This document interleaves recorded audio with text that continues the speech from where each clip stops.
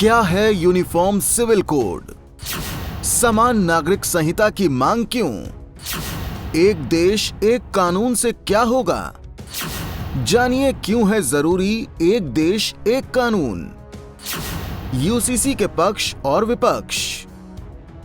आज हम आपको एक ऐसे मुद्दे के बारे में विस्तार से बताएंगे जो हमारे, आपके और इस देश के भविष्य से गहरे से जुड़ा है। आपकी ये जिम्मेदारी है कि आप देश हित के विषयों को सही से समझें और उसके लिए सभी को समझाएं। इस वीडियो को शेयर कीजिए और सभी को बताइए कि भारत जैसे विशाल देश में समान नागरिक संहिता की जरूरत क्यों है। यूनिफॉर्म सिविल कोड क्या है? यूनिफॉर्म सिविल कोड यानी समान नागरिक संहिता का मतलब है देश के सभी नागरिकों के लिए एक जैसा कानून, चाहे वो किसी भी धर्म या संप्रदाय से ताल्लुक रखते हों। शादी, तलाक और संपत्ति के बंटवारे में सभी पर एक जैसा कानून लागू हो। यूनिफॉर्म सिविल कोड आने से सभी के लिए एक कानून होगा। यूनिफॉर्म सिविल कोड संविधान से अलग नहीं है। भारत के संविधान में नीति निर्देशक तत्व के अंतर्गत समान नागरिक संहिता की बात की गई है। संविधान के पार्ट 4 में जो नीति निर्देशक तत्व हैं, उसके अंदर आर्टिकल 44 में कॉमन सिविल कोड की बात की गई है। समान नागरिक संहिता क्यों? देश में समान नागरिक संहिता यानी यूनिफॉर्म सिविल कोड लाना क्यों जरूरी है, ये हम आपको विस्तार से बताते हैं। भारत विविधताओं का देश है। हमारे देश में बहुत सारे संप्रदाय, जाति, धर्म और मान्यताओं को मानने वाले लोग रहते हैं। सभी की अपनी अपनी प्रथाएं हैं और उसके लिए अपने अपने कानून। हिंदू अपनी शादी के लिए हिंदू मैरिज एक्ट 1955 को फॉलो करते हैं। बच्चे को गोद लेने के लिए भी अलग से कानून है। स्पेशल केस में शादी के लिए अलग से एक्ट है, यानी कि हिंदुओं के लिए अलग नियम है। ठीक ऐसे ही मुस्लिम संप्रदाय के लिए भी अलग नियम कानून है। मुस्लिमों के लिए मुस्लिम पर्सनल लॉ है, जो कि 1937 के शरीयत कानून से चल रहा है। ऐसे ही ईसाइयों के लिए अलग कानून है। सब अलग अलग अपने कानून से शादी विवाह और अपनी परंपराओं का निर्वहन करते हैं। विविधताओं से भरे इस देश में धर्म के अनुसार शादी, गोद लेने और तलाक जैसी व्यवस्थाएं पीढ़ियों से चली आ रही हैं। इससे कई बार दो कानून के बीच सही फैसला लेना कोर्ट के लिए भी मुश्किल होता है। लेकिन देश की सर्वोच्च अदालत सुप्रीम कोर्ट ने इन सब से ऊपर मानव अधिकार की बात की और जोर देकर कहा कि अगर इन कानूनों से किसी को भी नुकसान हो रहा है तो हमें समान नागरिक संहिता लानी ही चाहिए। शाहबानो केस से समान नागरिक संहिता की मांग। शाहबानो केस देश का पहला ऐसा केस था जब सुप्रीम कोर्ट ने इस केस के माध्यम से कॉमन सिविल कोड की आस जगाई और कहा कि देश में एक समान नागरिक संहिता हो।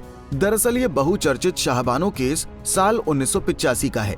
शाहबानो मध्य प्रदेश के इंदौर की रहने वाली एक मुस्लिम महिला थी। उनका अपने पति अहमद खान से तलाक हुआ। अहमद खान ने अपनी प्रथाओं के अनुरूप ट्रिपल तलाक यानी कि 3 बार तलाक तलाक तलाक बोलकर लिया था। हालांकि अभी की बात करें तो ट्रिपल तलाक के कानून को मोदी सरकार पहले ही रद्द कर चुकी है। उस वक्त 60 साल की शाहबानो ने अपने 5 बच्चों की परवरिश के लिए गुजारे भत्ते की मांग की, लेकिन शाहबानो के पति ने मना कर दिया और दलील दी कि ये मुस्लिम पर्सनल लॉ के कानून में नहीं आता। शरीयत कानून में गुजारा भत्ता जैसी किसी चीज का जिक्र तक नहीं। शाहबानो इस केस को लेकर सुप्रीम कोर्ट तक पहुंच गईं। सुप्रीम कोर्ट ने 1985 में इस केस पर अपना ऐतिहासिक निर्णय देते हुए सीआरपीसी की धारा के तहत शाहबानो के पति को यह आदेश दिया कि वो शाहबानो को गुजारा भत्ता दें। लेकिन सुप्रीम कोर्ट के इस फैसले से मुस्लिम धर्म गुरु नाराज हो गए और उन्होंने सुप्रीम कोर्ट के फैसले के खिलाफ प्रदर्शन शुरू कर दिया। उस वक्त देश में कांग्रेस की सरकार थी। राजीव गांधी देश के प्रधानमंत्री थे। इस मामले का सरकार पर दबाव इस कदर बढ़ा कि राजीव गांधी ने मुस्लिम धर्म गुरुओं के कहने पर आनन फानन में एक कानून बना डाला। उस कानून का नाम था मुस्लिम महिला तलाक पर संरक्षण अधिकार अधिनियम 1986। इस कानून में खास तौर पर यह कहा गया कि अगर कोई मुस्लिम अपनी प्रथा शरीयत के अनुसार तलाक देता है तो उसे गुजारा भत्ता देने की आवश्यकता नहीं होगी। राजीव गांधी ने सुप्रीम कोर्ट का निर्णय पूरी तरह पलट दिया, जिसको लेकर राजीव गांधी सरकार की इमेज को गहरा धक्का लगा। देश भर में उनके खिलाफ प्रदर्शन होने लगा। शाहबानो केस हार चुकी थीं, लेकिन मुस्लिम समुदाय की लाखों महिलाओं का दिल जीत चुकी थीं। हिंदू संगठन भी शाहबानो के समर्थन में खड़े थे। यही वो शुरुआत थी जब से समान नागरिक संहिता की मांग उठने लगी। बहरहाल साल 2011 में सुप्रीम कोर्ट ने फिर से उस आदेश को रद्द करते हुए कहा कि तलाक के बाद महिलाओं को संरक्षण के रूप में अधिकार मिलना ही चाहिए। साल 2017 में ट्रिपल तलाक को अवैध बताते हुए सुप्रीम कोर्ट ने सरकार से कहा कि समान नागरिक संहिता यानी कि कॉमन सिविल कोड लेकर सरकार आए, जिससे कि धर्म के आधार पर फैसला न लिया जाए। आपको बता दें कि गोवा देश का इकलौता राज्य है जहां कॉमन सिविल कोड लागू है। सुप्रीम कोर्ट ने कई बार गोवा को इस मामले पर कोट भी किया है कि गोवा जैसी स्थितियां अपनाई जानी चाहिए। समान नागरिक संहिता की बात होते ही देश में बवाल मच जाता है। राजनीतिक पार्टियां मुद्दा बनाने लगती हैं, जबकि सच्चाई ये है कि इसके लागू होने से कई फायदे होंगे। समान नागरिक संहिता लागू होने से अदालतों पर बोझ कम होगा। सालों से लंबित पड़े मामलों का जल्द निपटारा होगा।